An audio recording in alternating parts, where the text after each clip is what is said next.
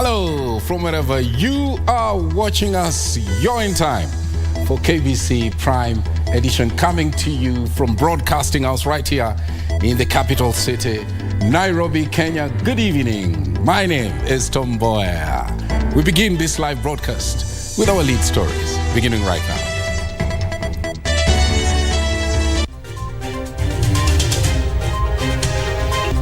You will have decent living. Fulfilling the promise, President William Ruto launches a new housing project in Starehe, assures Kenyans of decent living. Date with the DCI, former Interior Cabinet Secretary Fred Matiang'i, to appear at Mazingira House on Tuesday morning. Plus, Shoppers Paradise. China Square reopens its doors after days of a back and forth over local competition.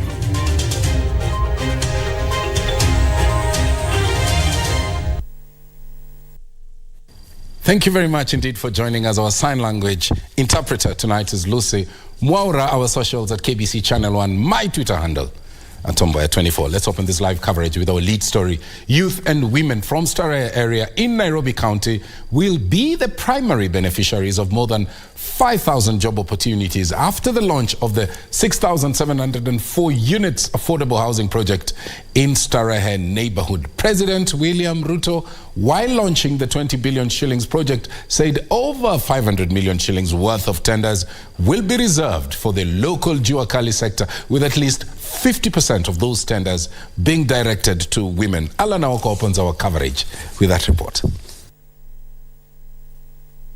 As of February this year, the State Department for Housing and Urban Development indicated that there are currently 6 ongoing affordable housing projects that are set to produce 31,990 units. And now, with an additional 6,000 units, the government says the number of jobs that will be created will be unprecedented, especially for marginalized groups. The government adamant with the development agenda in housing. Zile nyumba tutajenga hapa 40% lazima iwe katika kiwango ambayo mwananchi ambaye anafanya hapa ziwani anaweza kugharimu ama anaweza kumudu kulipa rent ama kulipa mortgage. Hasa huu mpango wa affordable housing, Rais, wewe umeweka mkazo na umetilia ya kwamba ni jukumu lako kama rais wa Jamhuri ya Kenya kuhakikisha ya kwamba Wakenya wote watapata heshima, ile dignity, kupitia kuwa na pahali kunaitwa kwake. Na kwa hivyo tunafurahi sana tukiwa hapa Starehe kuzindua huu mradi wa kujenga manyumba. The president asked contractors of affordable housing projects to allocate a fair chunk of work in the construction sector, including plumbing, painting and electrical works to women. Wewe kama kiongozi wetu, Your Excellency, you can make construction industry favorable for us as women. Mumesikia ya kwamba hii ni mradi ya kwanza ambaye tutashirikiana na kina mama mafundi, women in construction. GovCap Africa kwa jinsi ambavyo wamekubalia kuhusisha hasa akina mama katika mradi huu, na tumeona ya kwamba, na ndio sababu tumevaa hii kofia. The latest project being built by Gulf Cup Real Estate in conjunction with the government will start selling from 1.155 million shillings and is set to include 1, 2 and 3 bedroom housing units as the government seeks to link low-income families with 2,000 of the 6,700 affordable housing units. What you're giving to the people of Kenya is something that goes down to the core of dignity. That mtu akikaa kwa nyumba yake pia anaweza kaa na starehe, ajue ako na room, ako na choo, ako na jikoni. Hapo awali manyumba Nairobi, mtu na bibi yake tofauti yao na watoto ni curtain ambao inawaseparate. That there's no dignity. We had about 370 housing units, and we are going to convert it to 6,700 units. Of those 6,700 units, 2,000 of them will be social housing. The Starehe project will sit on 2 parcels of land totaling about 22.4 acres along Lumbo Street and Meru Road, adjacent to Majengo and Kikomba informal settlements, with a commencement date set for March this year. Alanaoko, Prime Edition. From that report on women in construction, let's move over to another story here, one of riot. The Meru University of Science and Technology has been closed indefinitely following students' unrest.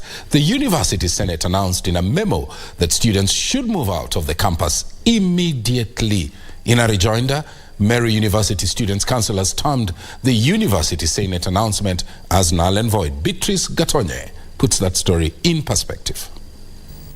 In a memo signed by Meru University of Science and Technology Acting Vice-Chancellor Charity Gishoke, the University Senate, during a special Senate meeting, deliberated on the disruption of university activities due to students' unrest and resolved to close the university indefinitely. The memo further directed all students to leave all the university campuses with immediate effect.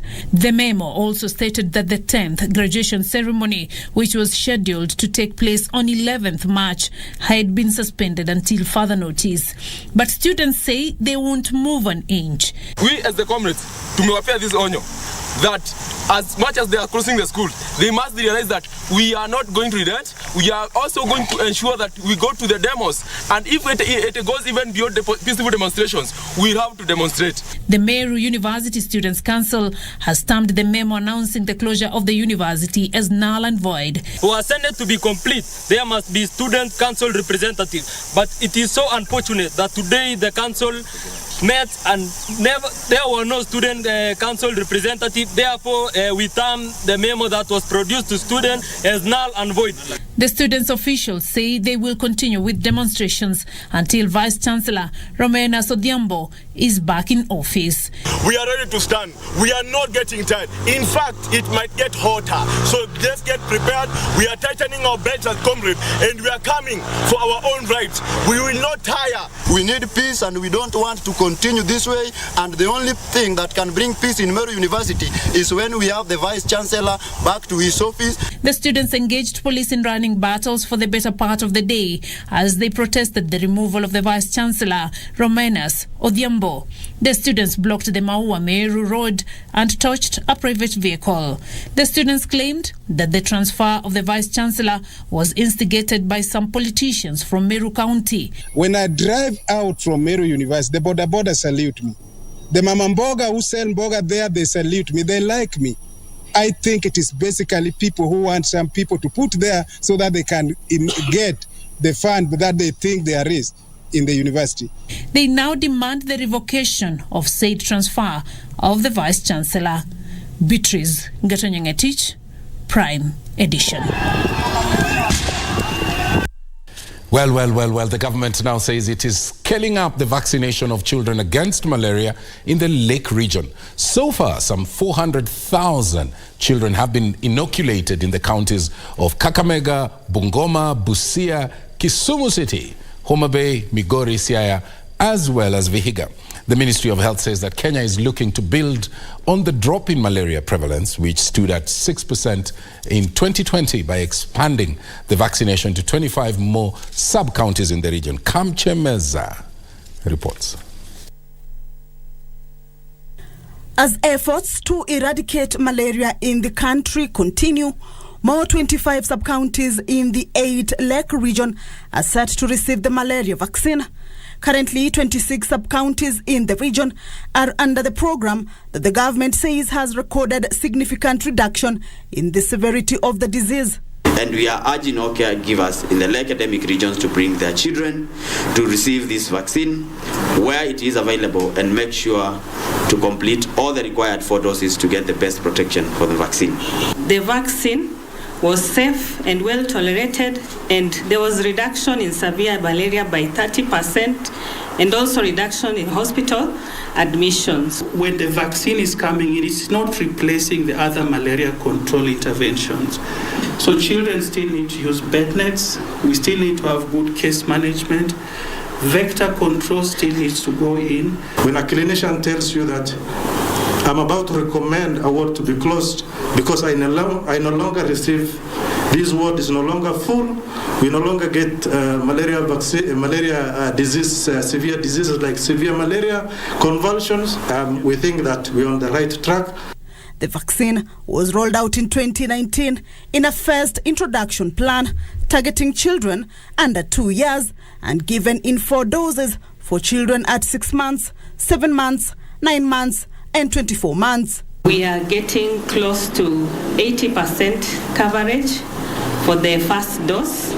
The second dose around 77%, the third dose 72%.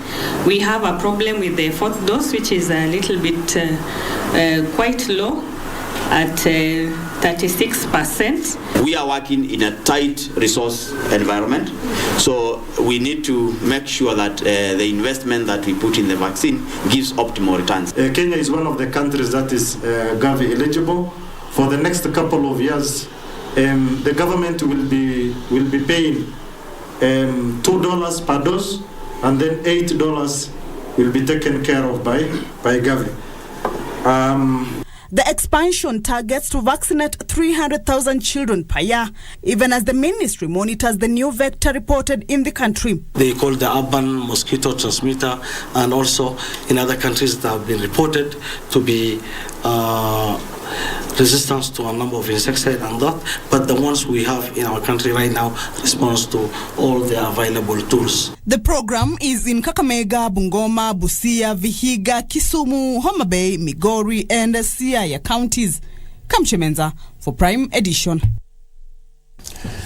Roads, Transport and Public Works Cabinet Secretary Kipchumba Murkomen has announced plans to have cameras installed in all roundabouts in Nairobi to ensure that Kenya does not become a transit point for human traffickers. Speaking in Nairobi during the launch of the Trafficking in Persons Policy Public Awareness Outreach Campaign, Murkomen said cameras will also be installed inside of the proposed bus rapid transit or BRT system, if you like, to help combat crimes in trafficking of persons. Ben Chumba with a human trafficking report.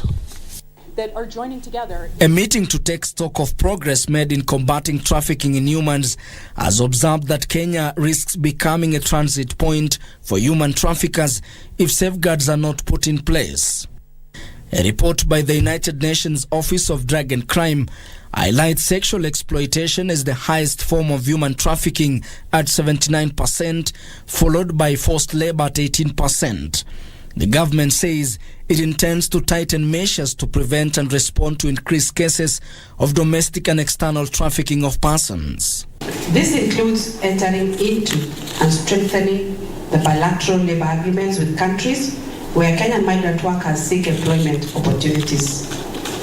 Vetting of private recruitment agencies by a multi-agency committee and accreditation by the National Employment Authority and establishment of oversight and community feedback mechanism.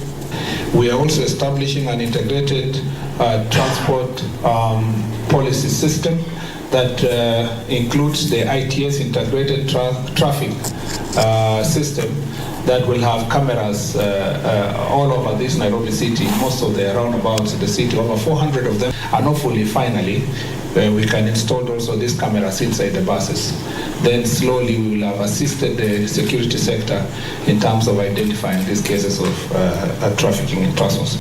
According to a 2022 survey by the National Crime Research Center, trafficking of victims outside Kenyan borders is most prevalent at 64.9%, while internal trafficking stands at 35.3%. Road remains the main mode of transportation for victims of both domestic and external trafficking, while air travel is second most for external trafficking of persons. The U.S. Department of Transportation is working with transportation stakeholders and over 550 transportation leaders who have signed a pledge to train and raise awareness among more than 1.3 million employees across all modes of transportation. Trafficking in persons continues to exist, and the numbers have been increasing. Why in the cases that the governments were able to investigate for various reasons have decreased. We are at the moment where we need to strengthen all the efforts. In close coordination with the Ministry of Transport and Ministry of Labour and Social Protection, Kenya Airways declared zero tolerance to trafficking in persons in its operations as it launched Trafficking in Persons Policy Public Awareness Outreach Campaign. The campaign is designed to raise awareness and combat human trafficking by air. Ben Chumba, Prime Edition. Now, former Interior Cabinet Secretary Dr. Fred Matiang'i will appear before the Criminal Investigations Department Tuesday over an alleged raid on his current home in the capital city of Nairobi, Kenya. Dr. Matiang'i had been summoned to the DCI Monday, the 6th, but requested to defer his appearance to Tuesday, the 7th, and the reasons he gave were personal constraints. The former powerful cabinet secretary is being sought to clarify details surrounding the purported raid, you remember, on his house on the 9th of February. And now the Media Council is weighing in. They are faulting a section of the media for being conveyors of reports of alleged raid without looking at the facts first. Here's that report. The immediate former Interior Cabinet Secretary has been issued with fresh summons to appear before the Directorate of Criminal Investigations to shed light on his claims that police had raided his home on February 9th, 2023. The former Power Cabinet Secretary is required to appear before the DCI on Tuesday the 7th, days after getting back to the country, having failed to honor similar summons a week ago. His team of lawyers has acknowledged receiving the summons from Matiang'i to appear on Tuesday morning at Mazingira House. The summons was issued by Senior Superintendent of Police Michael Sang, who warned that Dr. Matiang'i risks arrest should he fail to avail himself. Dr. Matiang'i is being investigated for false information on the alleged raid at his home on February 9th. The Media Council of Kenya has castigated the media for falling prey to the false narrative of the night raid, saying despite capturing 26 news articles, none showed either Dr. Matiang'i himself or his home or even the alleged security officials. MCK says media accountability is a critical part of achieving independent, responsible, and professional media, adding that access to quality information is the minimum the media can do for citizens even as they deal with other professional challenges. Jelis Aladi for Prime Edition. Well, we're taking our first break right here on Prime Edition. Remember, the LGBTQI story rages on. We will be back with details of that and much, much more. Do stay with us.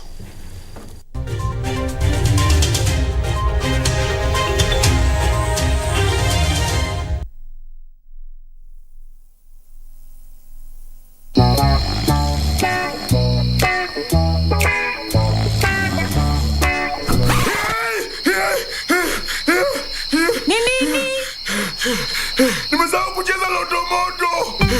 Usisahau kucheza Loto Moto. Shinda milioni 2 kila siku kwenye M-Pesa. Chagua lipa na M-Pesa. Paybill number 757070. Account number andika neno Loto. Kisha weka star na nambari yako ya simu. Weka kiwango chochote cha pesa kuanzia shilingi 50 hadi 2000. Aulali. Lipa kisha subiri draw. Welala. Nitakutimizia ndoto zako. Milioni 2 usiamini. Ujumbe huu umeidhinishwa na BCLB.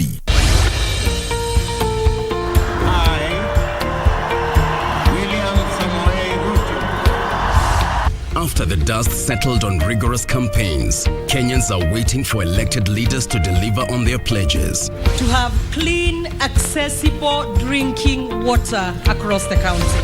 The hustle of everyday Kenyans is encouraged and rewarded. Operationalizing Kerugoya Level 5 Hospital. A functioning school feeding program. But how have the leaders performed so far? The percentage of AIDS in 2021 were more than those ones in 2022. We will not politicize security, because if we do so, we endanger the country. Every week, we bring you an honest assessment of the national and county governments. One of the best ways of accelerating national development is through collaboration with county governments. The Scorecard, coming soon on KBC Channel 1.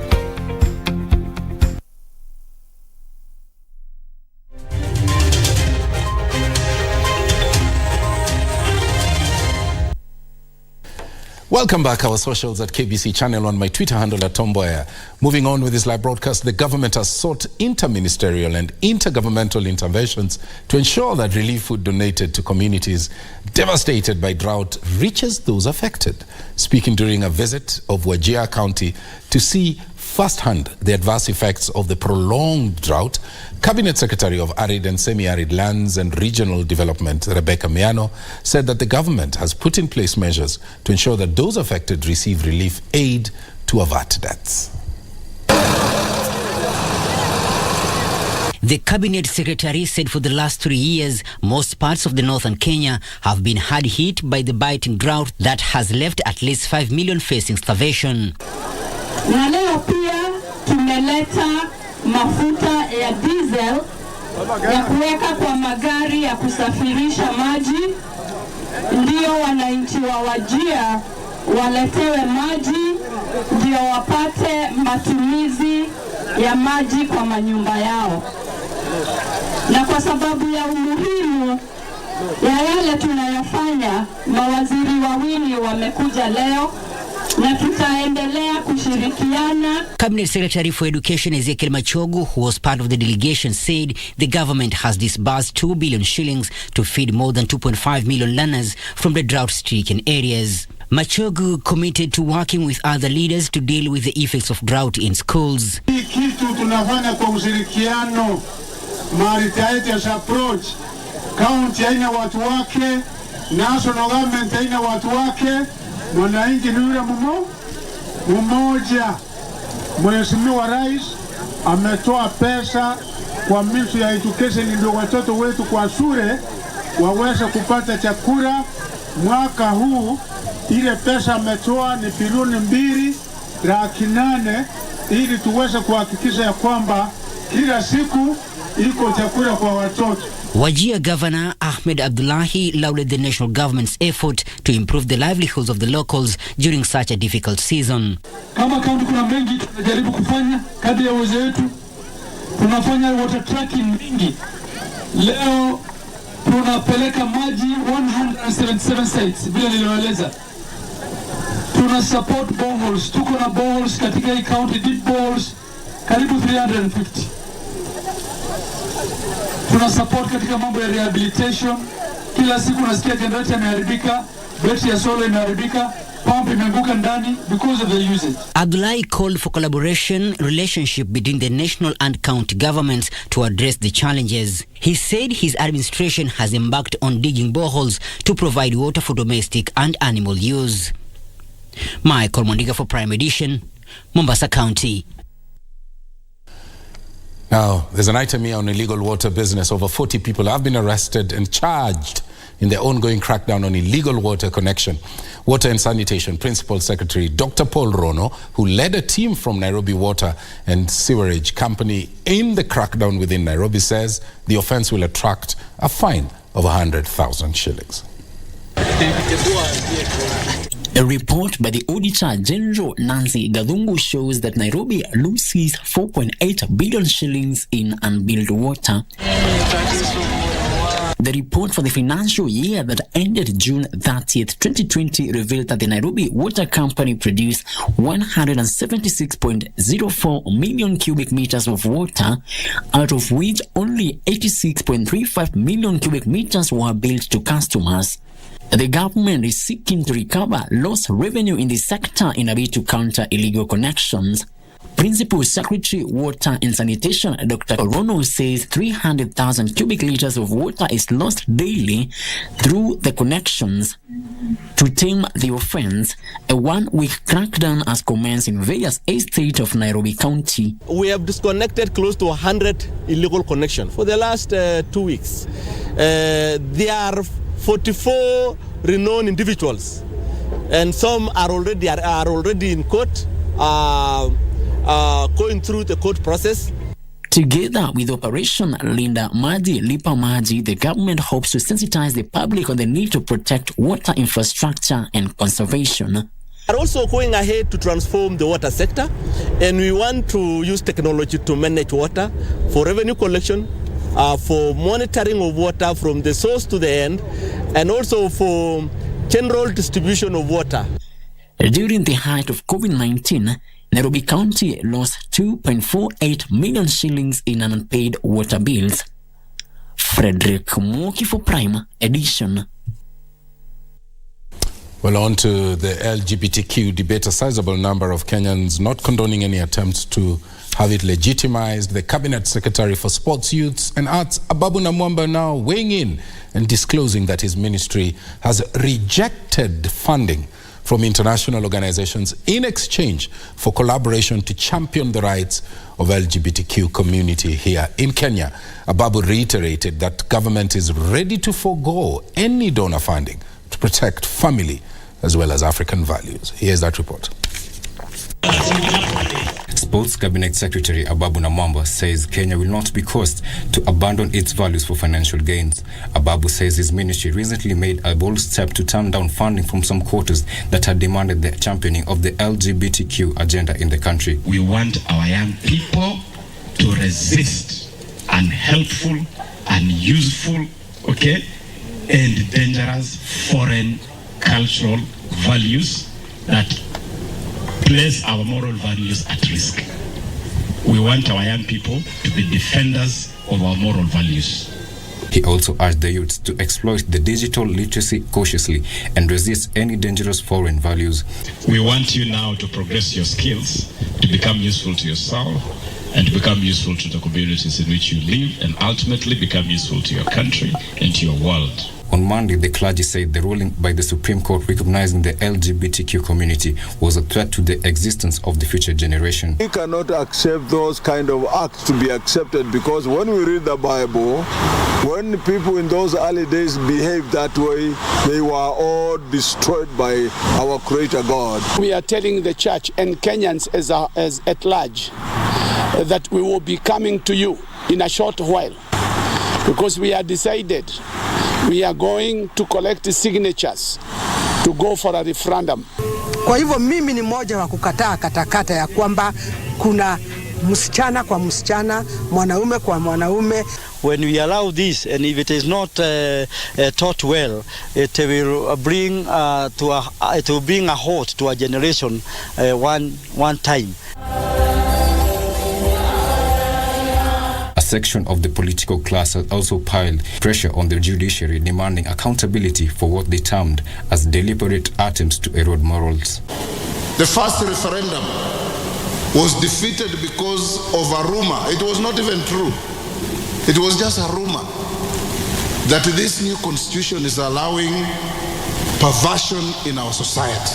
My assurance to Kenyans is that working with my brother Moses, I know we are going to give Kenyans a solution to this matter. Mwanaume naye aanze kujifanya kama mwanamke, alafu wafanyie ule upasuaji, na ni gani zaidi? Kwa nini mnakejeli amri ya Mungu?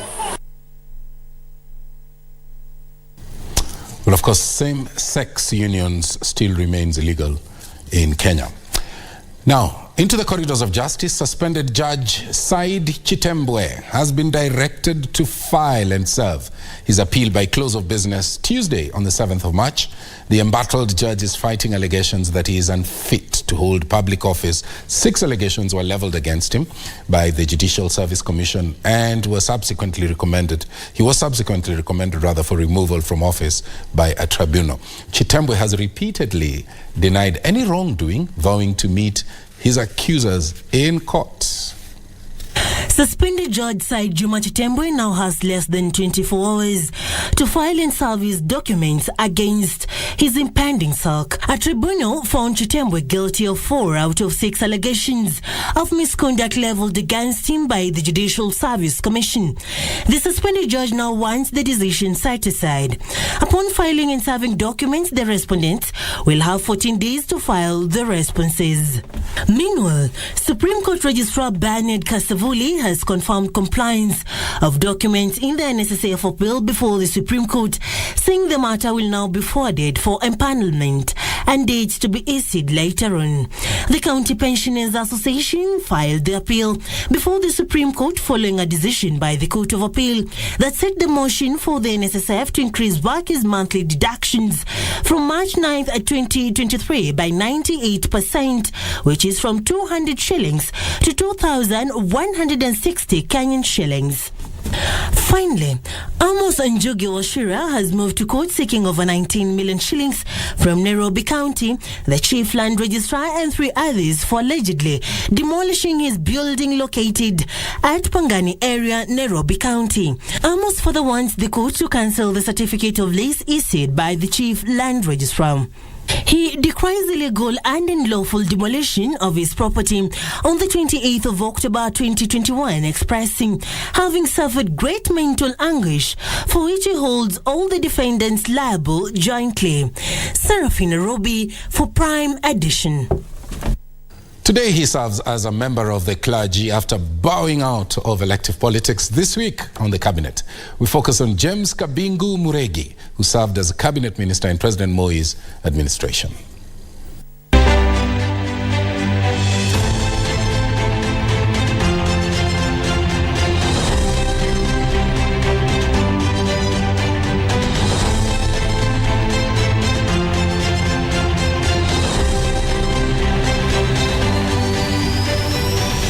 Kabingu Muregi was first elected as the Member of Parliament for Nyandarua South in 1969.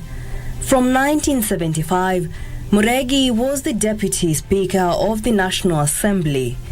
Muregi was a pro-government figure and a fierce defender of the Gikuyu, Embu and Meru Association Gema, an outfit associated with Central Kenya during Jomo Kenyatta's tenure. In 1979, he lost the Nyandarua South parliamentary seat to Kimani Wanyoike. He was later appointed chairman of the Pyrethrum Board of Kenya. In 1988, Muregi became the first member of parliament for Kipipiri constituency.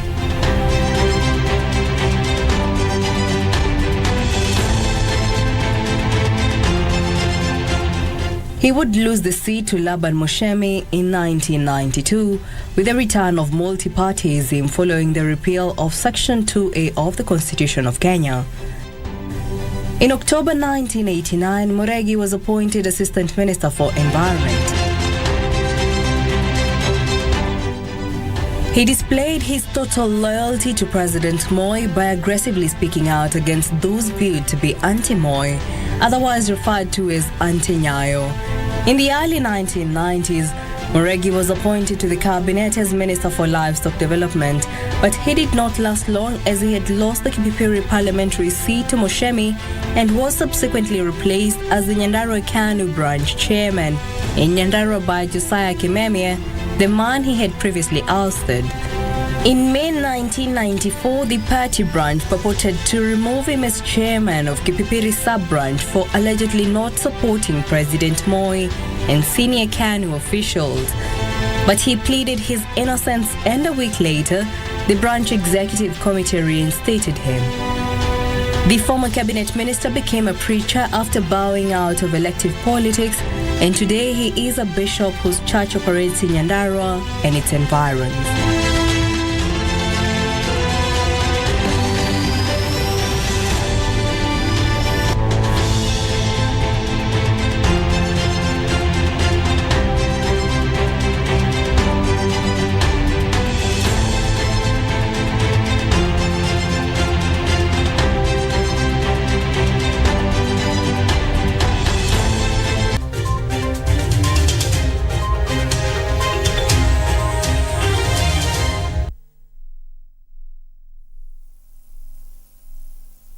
Unajua siku hizi wateja wanatulipa na simu sana. Na hiyo si shida, hiyo ni poa sana by the way. Lakini sasa shida inatokea, wengine wetu wanachukua hizo namba za wateja, alafu wanaanza kugawana huku nje kama njugu. Bana, inatuharibia kazi. In this digital era, it's normal to collect information for your client. But if you're collecting information for the client, it's important that you secure it and use it for the intended purpose. Ujumbe huu umeletwa kwako na ofisi ya Data Protection Commissioner.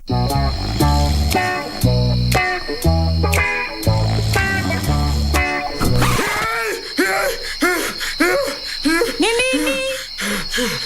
Nimesahau kucheza Loto Moto. Usisahau kucheza Loto Moto. Shinda milioni 2 kila siku kwenye M-Pesa. Chagua lipa na M-Pesa. Paybill number 757070. Account number andika neno Loto. Kisha weka star na nambari yako ya simu. Weka kiwango chochote cha pesa kuanzia shilingi 50 hadi 2000. Aulali. Lipa kisha subiri draw. Welala. Nitakutimizia ndoto zako. Milioni 2 usiamini. Ujumbe huu umeidhinishwa na BCLB.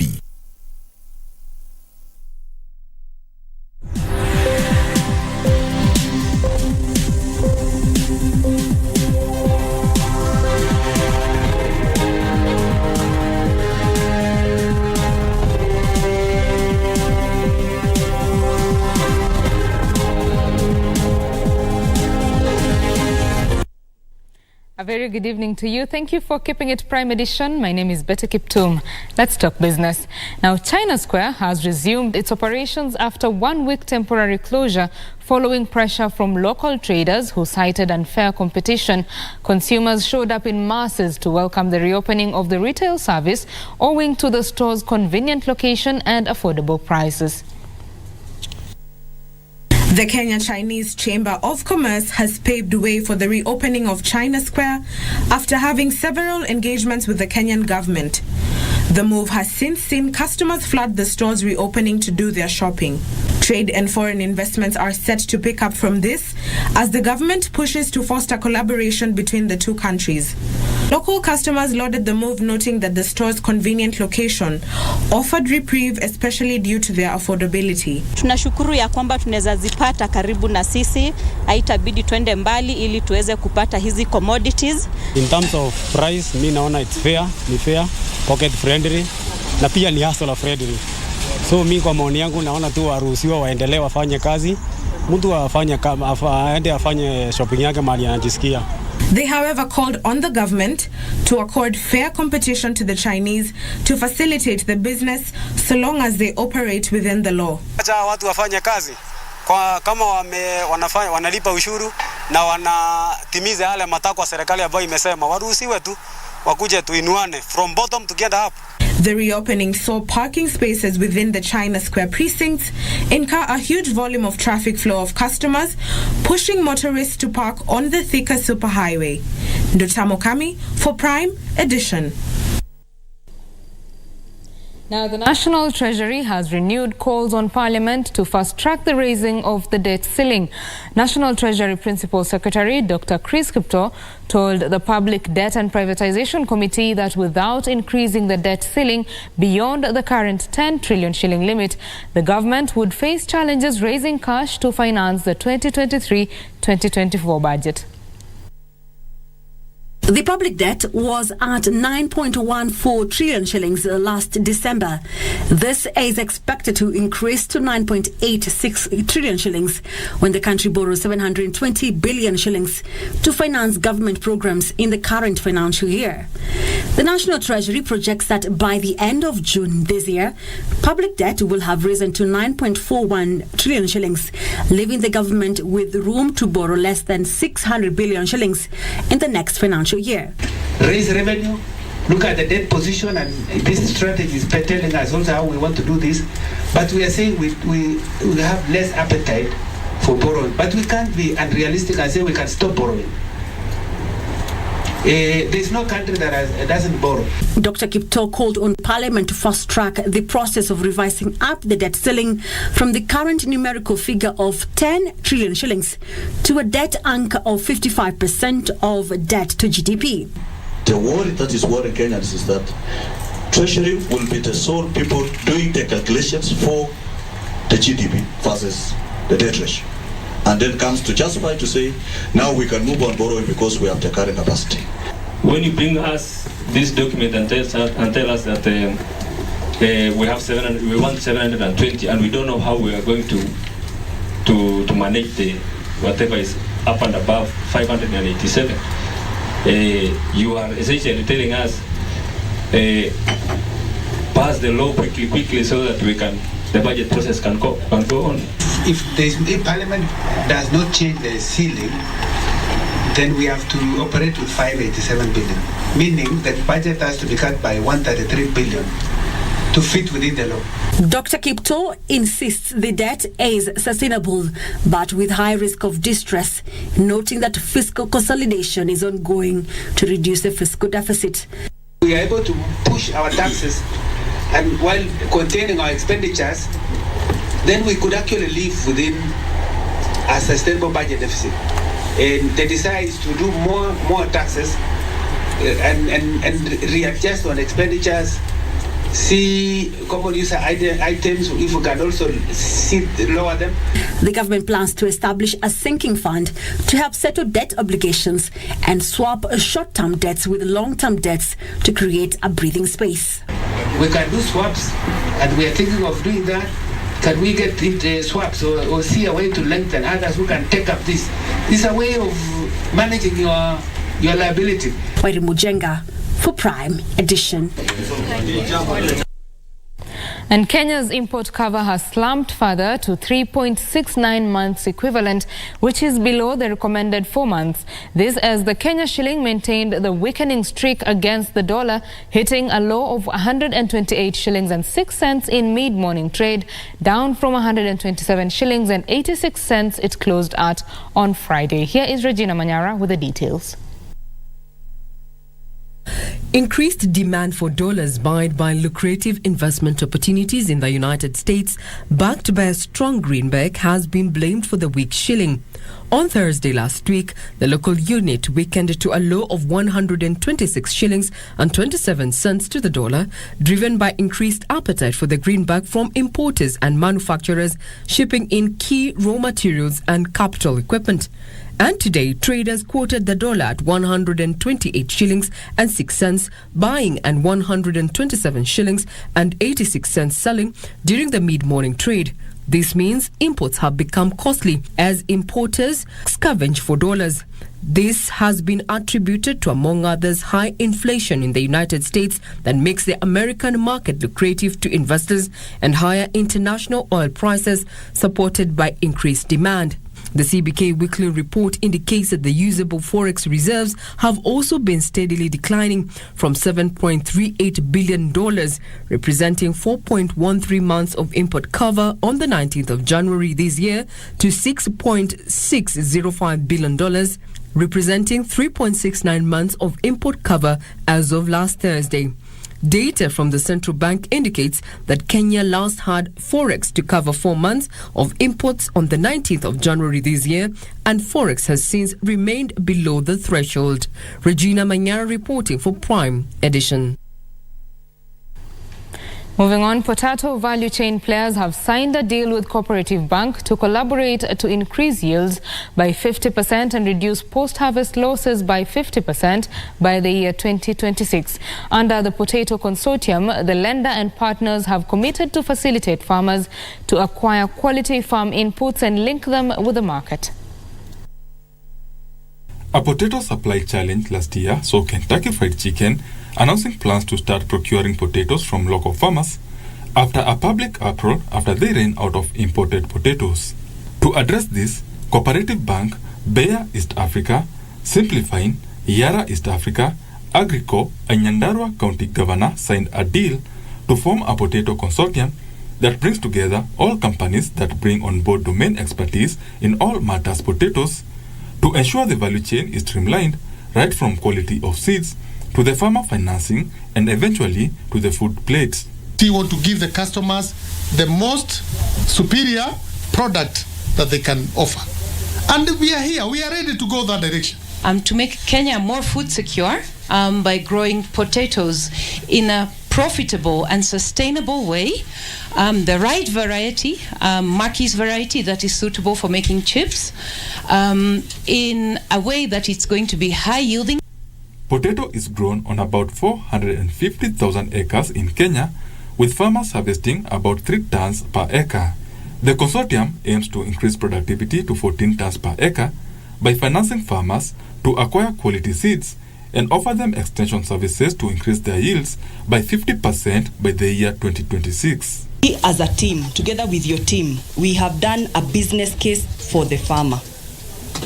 Numbers. If a farmer plants potatoes, what is the profitability? Kampuni inaitwa Simplify inayo provide market na atanunua viazi zote kutoka wakulima. Apart from that, as a consortium, tunataka kuelimisha wakulima kwa correct agronomical practices.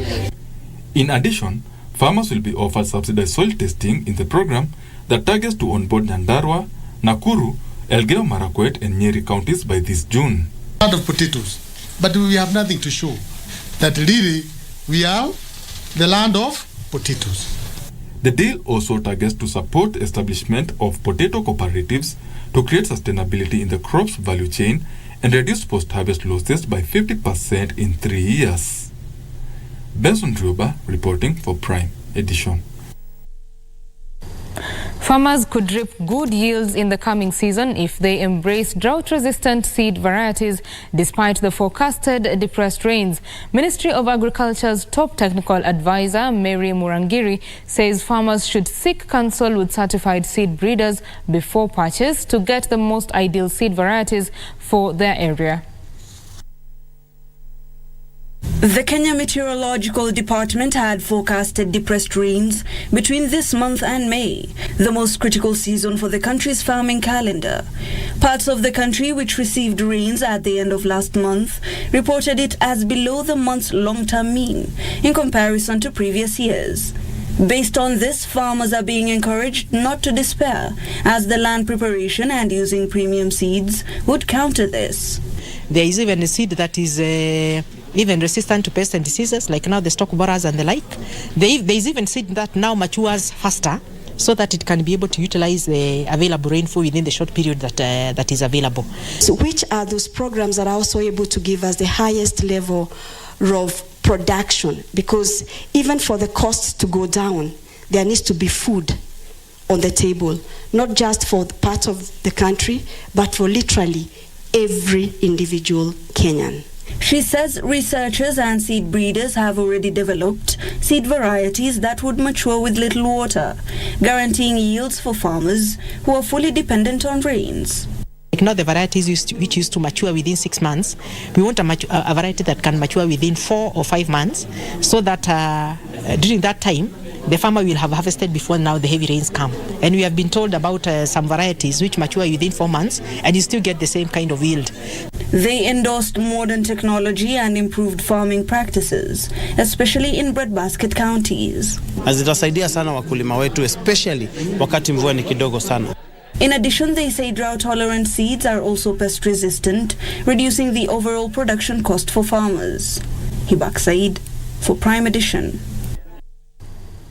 Now, Aspira Kenya has launched a new asset finance offering tailored finance solutions for Kenya's SMEs. Aspira Bizna allows eligible businesses to unlock up to 3 million shillings in finance with a maximum repayment term of 2 years. Kenya anticipates achieving sustained economic growth of 10% per annum through investment in the green economy and focusing on sustainable development, which will double the per capita income of Kenya by 2030.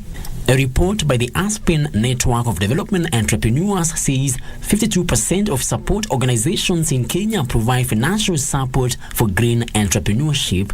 Businesses depend on rainfall. That's a problem because climate is rapidly changing. So we need to invest in irrigation infrastructure and massive irrigation infrastructure. Meanwhile, about 60% of heavy commercial vehicles on Kenya roads are poorly diagnosed, courtesy of facilities that offer inaccurate professional advice and use either counterfeit or substandard spare parts.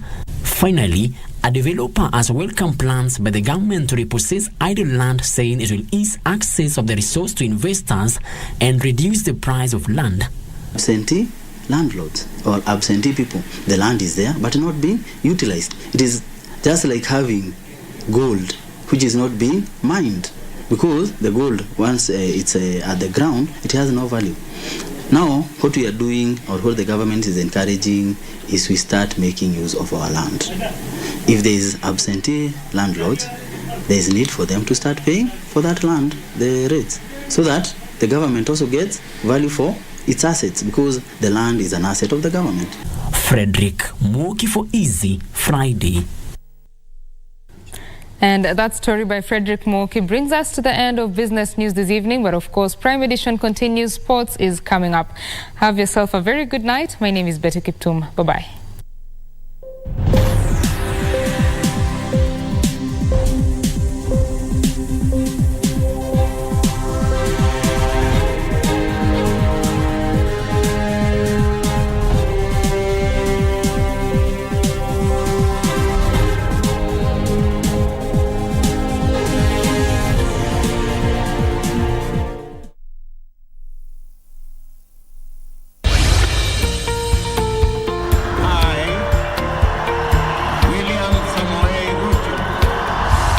After the dust settled on rigorous campaigns, Kenyans are waiting for elected leaders to deliver on their pledges. To have clean, accessible drinking water across the county.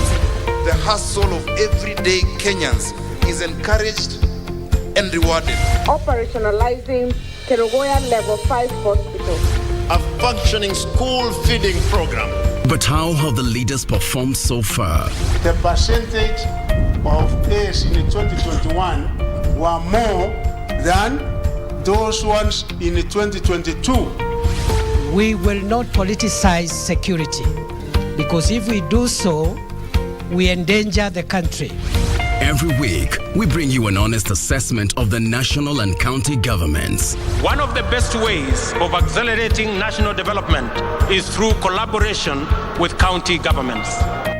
The Scorecard, coming soon on KBC Channel 1.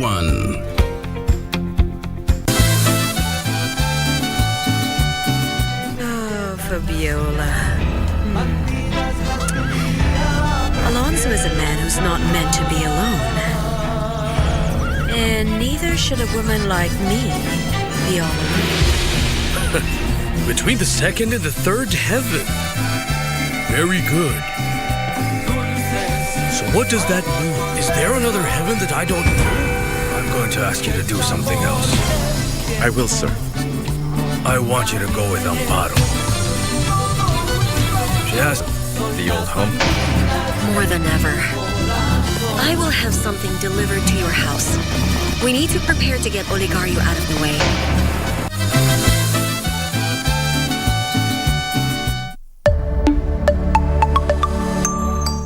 Manze aliniambia ati jana aliota na mimi. Hekaya za bunuasi. Ukumbuki uko na therapy session leo? Hiyo ni afternoon. Kuna place nafaa kuwa sahihi. Don't abandon a child just because mistakes zimefanyika. Heaven knows you wouldn't be having a brother by now. Unaweza nsakia kakitu, mazemi nadai kujitoa. Suna zile biashara nyingine ilivamiwa na masanse. Melissa, nimekuwa nikikutafuta. Sikai. Nimekuja tu kukuambia. Najua mwenye kuwa baba yako.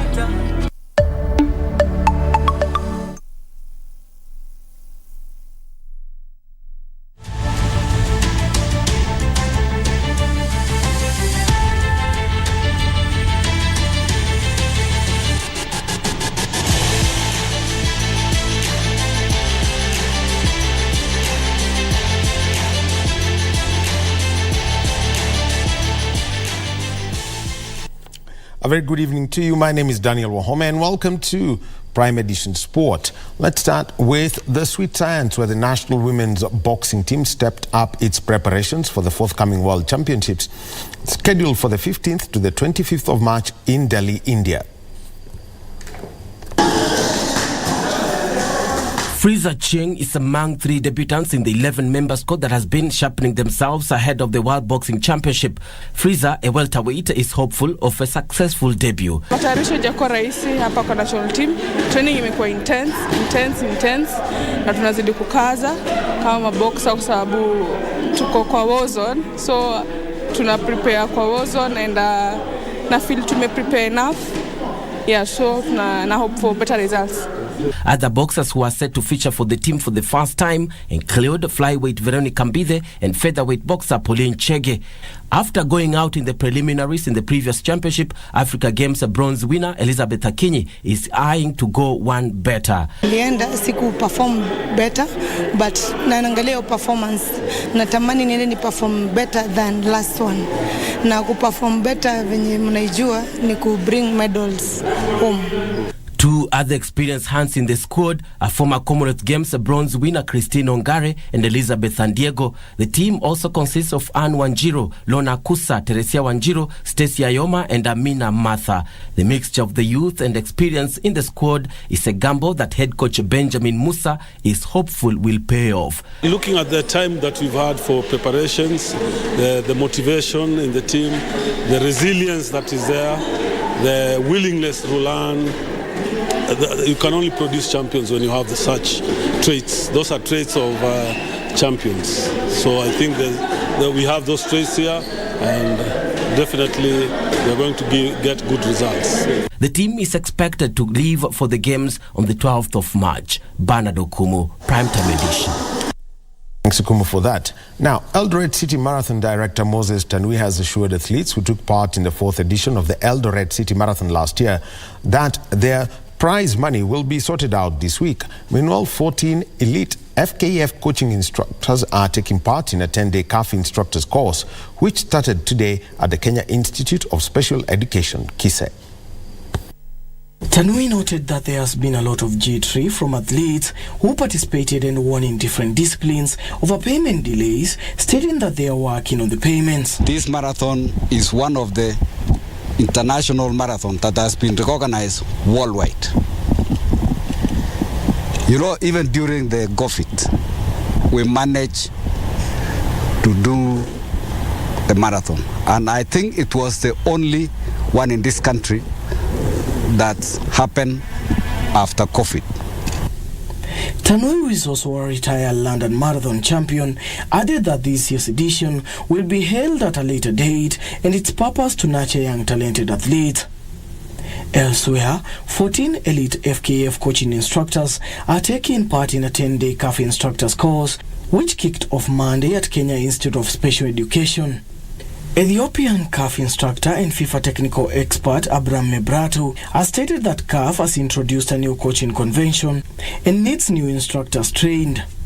CAF is introducing the new convention and preparing new instructors in the conference.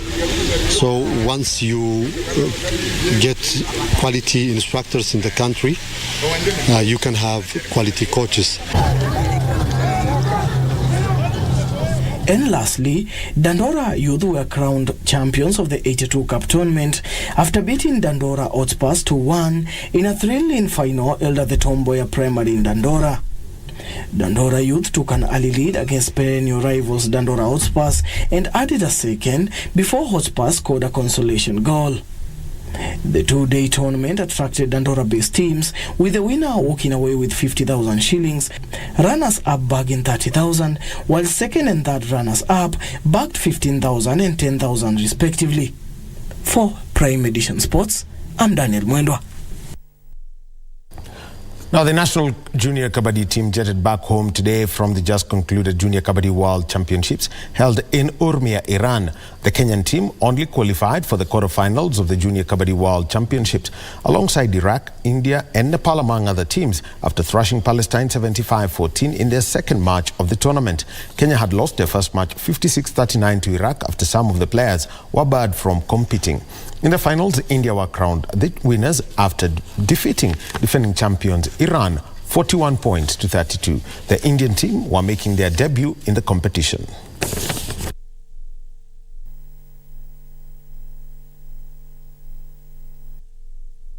Now, the National Rugby Sevens team Shujaa finished 10th at the Vancouver leg of the World Rugby Sevens Series after losing 35-17 to Samoa in the 9th place final. Shujaa won 2 games in Vancouver, standing South Africa 17-12 in the 9th place quarterfinal before edging out Spain 24-14 in the semi-finals. After a dismal performance in the Los Angeles leg last weekend, Kenya got the Vancouver leg off to another terrible start by going 31-12 to Fiji, followed by a 26-12 loss to Great Britain before losing narrowly 21-19 to Uruguay in the last Pool C match. Shujaa are currently placed 13th on the overall standings with 29 points, 1 point behind Spain, who are 12th with 4 rounds left. Inside ball. Fasua. Still going. It's off to Falanico. His ankle tap. He's got a smile on his face. And he's loving it. And that's the sport for tonight. Join us tomorrow evening for more sport. And remember, at 1 o'clock and 4 o'clock, we still have got more sport. My name is Daniel Wahome. Have a good evening. Over to you, Tom.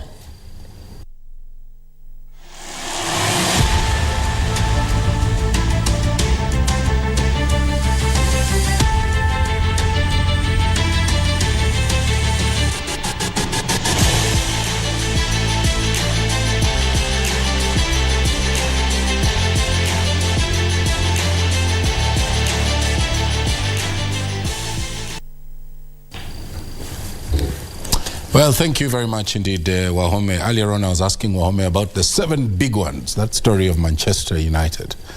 And I decided that, you know, life happens that way sometimes. Well, we want to thank you on behalf of the entire team, Wahome, our sign language interpreter, Lucy Mora, and the entire team at the back end of Prime Edition for watching tonight. My name is Mboya. I'll be back again tomorrow. Good night and God bless you from Nairobi, Kenya.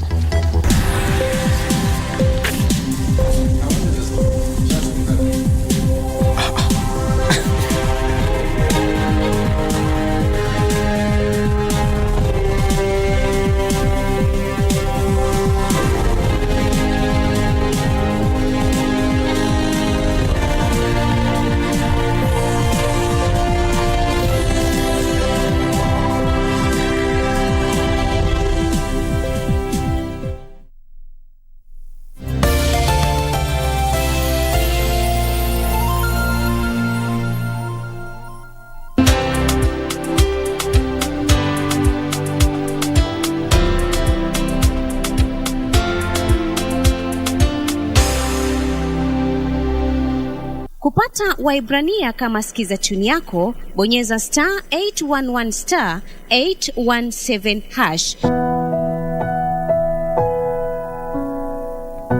Yesu Kristo ni yule yule, jana, leo na hata milele. Wahibrania 13 mstari wa 8. Kupata Waibrania, bonyeza *811 *817 hash. *811 *817 hash.